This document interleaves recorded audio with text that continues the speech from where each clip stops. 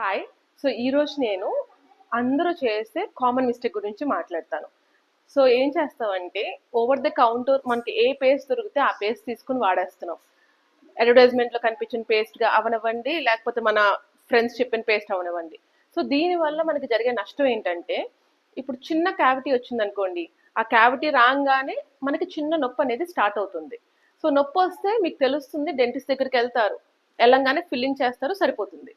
కానీ మీరు అలా కాకుండా over the counter sensitivity tooth పేస్ట్లు వాడేస్తున్నారు. దానివల్ల ఏమవుతుంది, ఈ నొప్పి అనేది మనకు తెలియకుండా ఉంటుంది. సో నొప్పి తెలియకుండా ఉంటే మీరు డెంటిస్ట్ దగ్గరికి రారు. అలా రాకుండా మొత్తం పన్ను పుచ్చిపోయిన తర్వాత డెంటిస్ట్ దగ్గరికి వచ్చినప్పుడు ఆ పన్ను తీయాల్సి వస్తుంది. తీస్తే ఇంప్లాంట్ వేయాలి. సో మీరు ఇనీషియల్ స్టేజ్లో డెంటిస్ట్ దగ్గరికి వస్తే ట్రీట్మెంట్ అనేది తక్కువ కాస్ట్లో అయిపోతుంది.